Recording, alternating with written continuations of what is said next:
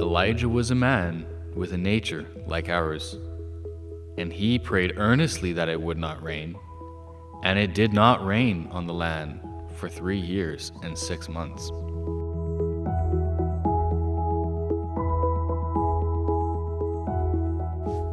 What a beautiful place, Abel Mahola. I'm so happy to be finally here. Mind if I sit down? It's good to finally sit down. I've come a long way. I came from Mount Horeb. I walked here by myself, but, I wasn't alone. And it's the first time in years that I felt that way. It's a lesson I've had to learn. A lesson that God showed me there at Mount Horeb. These many years that I've been prophesying to Israel, been afraid, and I've felt abandoned.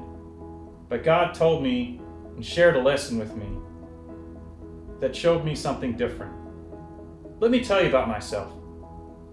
My name is Elijah.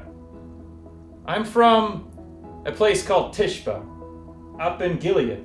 It's to the north of here, some distance away, up in the mountains. It's not like here in Abel Mahola.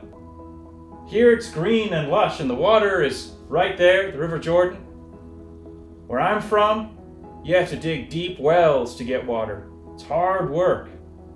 My family and I were settlers in Gilead.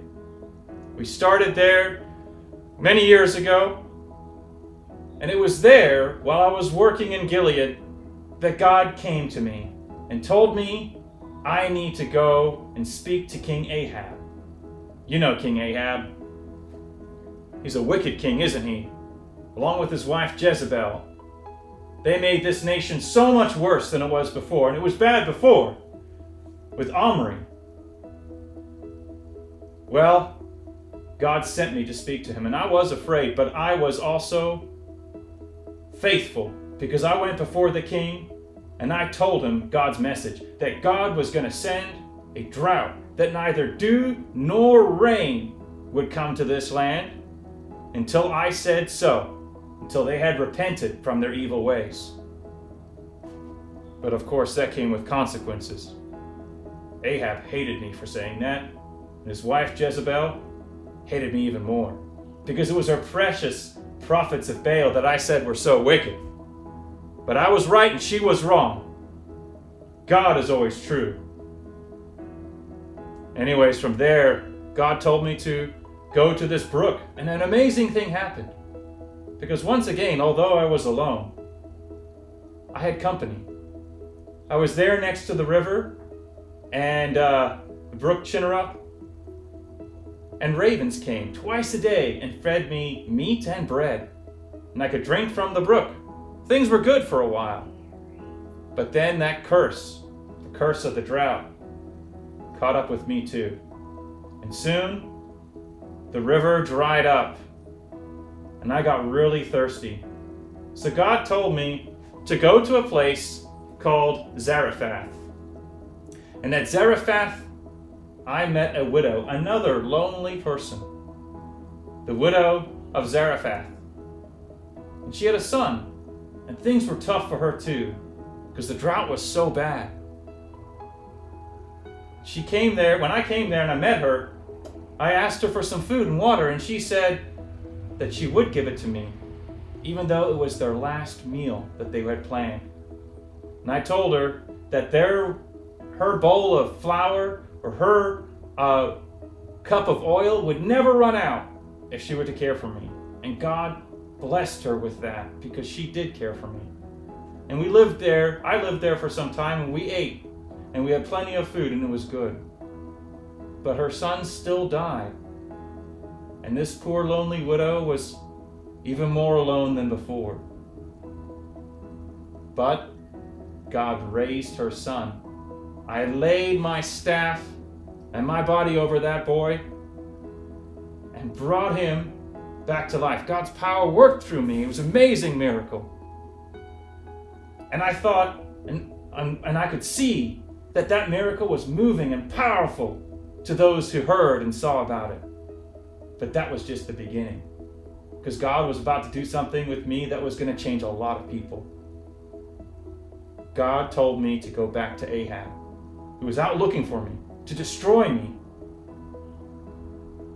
And Jezebel as well. And I went to him and I challenged Jezebel's prophets, her 450 prophets of Baal, to a contest on Mount Carmel in front of everyone to see if it was Baal or if it was the God of Israel, Yahweh, who was the true one God. So up at Mount Carmel, we built 2 altars, and all Israel gathered around. And I let them go first. And the men of Baal, the prophets of Baal, they cut themselves, they danced around for hours until they could no longer move. They were so exhausted, they destroyed my own altar. And to prove how senseless and how dead their God truly was, I even mocked them to show to all Israel that their God could be mocked. Then, when they could no longer do any more, I called all Israel to gather around and commanded that the altar be rebuilt and that 12 buckets of water be poured on top. And then I placed the offering on the altar and I prayed to God. And lightning came down and consumed not only the offering, but the altar and the water. It all burned up. A powerful display of God's power. And all men there knew that it wasn't Baal that had any power or was living or could hear, but was truly Yahweh that they should follow. And at that moment we slew the 450 prophets of Baal. It was amazing. And even Ahab looked like he would believe. And we saw the rain return to the land. And God worked with me so that I could run faster than a chariot. These powerful miracles were happening. But despite all that, I was still afraid because Jezebel sent out her armies to kill me once again. And she was angrier than ever before. And so I hid myself in a cave. And God came to me and found me and asked me what I was doing there. And I told him, God, I'm afraid. I'm alone. I'm scared. God showed me 3 things. It's actually 4 when I noticed the last one. A strong wind, a powerful earthquake, and a destructive fire. And God showed me in those 3 things the destruction and power of His capability. But then I noticed He wasn't in any of them. And a still small voice spoke to me. And that still small voice told me that I wasn't alone, that I shouldn't be afraid. And I remembered about Obadiah, who hid the prophets. All those prophets in caves. I wasn't alone. I remembered about Jehu, the prophet, who spoke to Jehoshaphat and to King Ahab. I remembered about Micaiah, the son of Imlah, who prophesied with me as well. I wasn't alone. And I had God's still small voice with me at all times. You see, one thing I hope we all remember is that when we are in times of trial and distress, when we do feel alone, when we feel like the whole world's out to get us and no one's standing with us,